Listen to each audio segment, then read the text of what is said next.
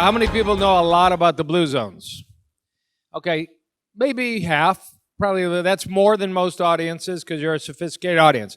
We can learn lessons for your life from the blue zones. What are the blue zones? A reporter in 2005, National Geographic's Dan Buettner, living in Minneapolis, proposed in National Geographic's, do the women that eat Dannon yogurt on TV and look like they're 100 years old really live the longest lifespan in Russia? Or is that just marketing BS? Can we find out where people really live longer? The definition was areas where there were more people healthy over 100 than the United States by 10 times. Find me a city where there's 10 times more century livers than the average United States community. So after much research, birth records, death records, the ladies eating Dan yogurt weren't the ones, God knows. But it turns out you can see here across the world, a little region in Japan, Okinawa, famous for its purple potatoes. A little area in Greece, Ikaria, a little island famous for its boiled coffee.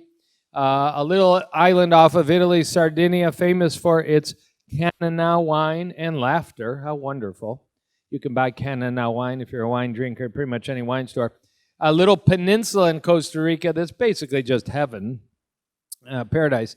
And one city an hour east of Los Angeles, Loma Linda, which in the late 50s was identified. The average lifespan in Loma Linda was 10 years longer than the rest of California, which is an enormous difference.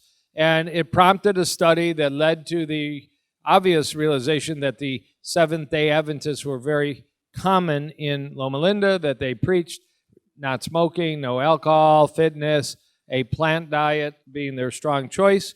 And we started as a country spending a lot of research money on the Adventists, on the Adventist health study. And what was unique about Dan Buettner's analysis of these 5 areas, and there's many books, and I'd encourage you to read. There's bluezones.com. I have no connection. There's Blue Zone Solution and Blue Zones cookbooks. I love getting emails from them every few days because the recipes are amazing. There was a lot in common, and if you look in the middle, the overlap, there's a lot of family ties. These were old-fashioned communities. Grandkids knew their grandparents and brothers and sisters. They lived in the same home. Nobody smoked. Ha-ha, plant-based diet. Yes, it's true. There may not be a completely vegan society that's been out there for generation after generation, but there were places like Okinawa where they were eating 95% plants. What are you going to do? There's fish all over the place. It's an island. It'd be silly not to try them if you hadn't come to a conference like this and read a book by Dr. Clements about killer fish and such. No, they were plant-based diets. They were naturally active, climbing, gardening, working, building things with brick. They had strong social ties. And I love the last one on the list because this list is from 2008 or so. They all ate some sort of legumes, maybe soybeans in Japan, maybe lentils in Greece, maybe chickpeas in Italy and such. You know, you hear now about legumes being unhealthy, and legumes want to kill you, and legumes have nutrients called lectins. They want to take you down, and there's a white-haired doctor, Dr. Stephen Gundry, who I've debated on national TV, and ate his lunch full of legumes because he says they're going to kill you, and it's nonsense. What do people eat that live a long life? They eat a lot, unless you have some unusual reaction to them. Beans, peas, and lentils, cooked properly, in every form you can. I mean, you can eat hummus for breakfast in my house. I don't mind. It's healthy. I reduce the oil or make your own so it doesn't have industrial oils. And you can see other differences. But so what are the lessons? Family, community, activity, natural foods, plant-based foods, don't smoke. These are lessons for you to live a long and healthy life. More recently, in the last 6 months, Harvard School of Public Health analyzed, they have a database of about 130,000 doctors and nurses, and they've been following them for 32 years. I remember my father-in-law, blessed memory, physician, used to fill out these forms, what he ate, whether he exercised, smoked, weight, blood pressure, and they were tracking doctors and nurses to see if they were to develop a variety of diseases. So this is the first time they actually just reported on longevity. And they, you can say, how come they didn't measure antioxidants in the skin? Well, they had to go by the database questionnaires they had. So if you responded during these 32 years of follow-up, I eat a lot of fruit and vegetables, whole grains and legumes. I move every day. It can be natural movement like walking. It can be more. I enjoy but don't abuse alcohol and wine. I keep my weight optimal. That's a tough one. When this study started, America was a thin country. Nowadays, to find a person with the standard appropriate weight, it's actually the minority. It's 25% of America. And not smoke. So does it matter if you choose those habits and try and get your weight to the right point and talk about a few clues to that? Does it matter that you don't have the second glass of wine or any at all maybe? Does it matter, like I did this morning, get out of bed and get some exercise done even though it's going to be a travel day? Well, it matters like a lot statistically, the association. If you're a man or a woman and you say, I do all 5 of those, or you're a man or woman and say, I rarely do all 5 of those in a day, it's 12 to 14 years. Who gets more years? The women, always. 14 more years for the women, 12 more years for the men. I know these are associations. These are predictions. They didn't take half of those nurses and doctors and tell them to sit in bed, and half they told them to go to the gym. So there could be other things involved, the communities, the air quality, the water quality, their stress, but at least that can be measured. You'd be pretty smart, to be sure your life has built in as much as possible these lifestyle measures. Lifestyle is the key. Lifestyle is starting to be taught to medical students. Probably the most hopeful thing out there. Let them learn some pharmacology and surgery, but let them preach lifestyle and incorporate it in their own life.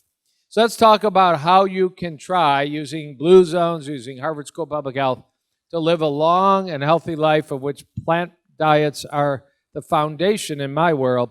But we got to come back and circle back to the heart.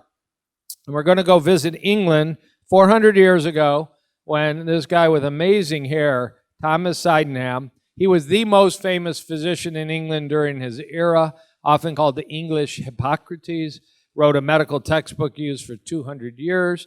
And he had the vision based on autopsies to say, the age of arteries predicts overall age of humans. He had no CAT scan, he had no catheterization, he had no stress test, he had no ultrasound. It really didn't have much relevance because you and I don't want to volunteer for an autopsy to find out the age. But there is something called your arterial age. This is what I do in my clinic. If you're 50, when you're done with me, you're going to know if your arteries are 40, which would be a really good piece of news, or your arteries are like a 65-year-old, and we got a lot of work to do to work backwards on that, and it is reversible. I will say I have no idea why there's a picture of Saudi Arabia at the upper corner of this. It has absolutely nothing to do with it. The only other time I see silly pictures, they often show a picture of a diet called the Ornish diet with a piece of salmon. We're going to talk about the Ornish diet in a few minutes. It has nothing to do with a piece of salmon, so might as well put one here too. So it is really true. I have a little button in my office that says, happiness is clean arteries, that I got when I was a heart fellow in Dallas and Kansas City training, thinking the only thing important was how many arteries we could unclog with balloons and stents and bypass. But these are these gorgeous, you have 50,000 miles of arteries in your body. And every artery is lined with a single layer like wallpaper called endothelium. Anybody ever hear of endothelium? Yeah, it's a little joke in elementary school. I see your epithelium. Well, we can't easily see our endothelium, but it's this single layer. It's this amazing wallpaper. When you smoke, you damage it. When you eat spinach, you heal it. When you get overweight, you damage it. When you go to the gym, you heal it. And it's very lifestyle dependent. And these are gorgeous examples of the kind of pipes you want. If you were to take all that endothelium out and lay it out, it would be like 7 or 8 tennis courts. So you've got to love your endothelium by eating healthy foods and living healthy lifestyle. If anybody's ever heard Dr. Caldwell Esselstyn lecture, famous Cleveland Clinic doc, he loves to talk about the endothelium. I tried to teach Dr. Esselstyn, and he knows everything. He's my hero. But we actually know now there's a layer of slime on the endothelium, like mucus, and it even more protects your arteries from damage. I mean, we want to be healthy. It's our nature to be healthy. And of all things right now, other than all these lifestyle components, the only thing we know of that makes that endothelium mucus layer better, thicker, more protective is beef jerky or seaweed. It's always plants. It's a science. It's amazing. It's some seaweed extract that actually seems to improve the health. It's never animal products in any of these studies that improves the health in any natural sense.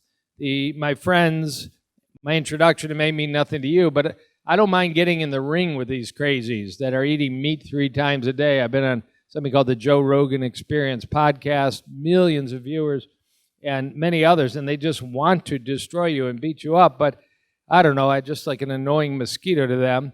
But they can't show this. They can't talk about healing with bacon, the endothelium, quite the opposite. So let's get practical, because, you know, there's a lot of things you can do. Somebody in the room might have this problem. These are what heart arteries look like with a catheter, heart catheterization. Inject the dye. It's called an angiogram, and that arrow points to a very severe blockage at the beginning of the most important artery of the heart, termed the Widowmaker. After you do everything else at this conference, if you have a moment, there is a movie on Netflix. I didn't own it. I don't, get a revenue, called the Widowmaker movie. Quite a remarkable documentary about this artery, how it can cause a heart attack suddenly, and lead to, unfortunately, tragedy, and how it is detectable. And that doesn't give you any symptoms in so many people till you're playing ice hockey and you collapse and die, like my dear friend Victoria Dupuy's dear husband Dean did at age 45 in San Jose, California. We had a dentist in Detroit 3 weeks ago, Dr. Platt, playing hockey, 59, boom. It's always the same artery, always the same problem, always hardly any warning or no warning. And it's tragic. So 3 quick clues, nothing to do with plant diets, everything to do with technology or medical science. Why do I have Steven Spielberg up here? Because he has this unusual crease in his earlobe that an internal medicine doctor in New York City 50 years ago reported in a major journal. Oddly, when I sit in my office and see people with heart disease, they have a crease in their earlobe. And oddly, when I sit in my office and see people with other problems, they don't have a crease in their earlobe. And I think this is some kind of unusual clue. It became known as Frank's sign, because that was Dr. Frank. It was forgotten till about the last 10 years, and we have technology now. Uh-oh. Help me, help me. I probably hit a button, or my friends in the meat community figured out how to hack into the computer. And just a minute, you're going to see slides of bacon healing the endothelium. I know it. Stop it. They are that aggressive. It's all that meat. You should see how aggressive they are. Anybody on Twitter? Very few. You have to be an ugly human to be on Twitter. A friend of mine says it's where angry old men fight it out. And I think that's true, and I am an angry old man. So, Dr. Frank, but now we have the technology, I'll show you in a minute, to actually determine if anybody walking down the street has bad arteries, and it's holding up pretty well, about 70% accurate. Don't look at your neighbor to the right or left, but later look at your own earlobes and see, or just Google or go to Bing. I want to be non-commercial. I don't care where you go. You'll see many examples. I've written an entire book on this called Dead Execs Don't Get Bonuses, or what you can learn from your earlobe. It actually is moderately accurate. I didn't say perfectly. And I do see people in the office that have the crease and they prove to have no disease, but it certainly is the opposite way.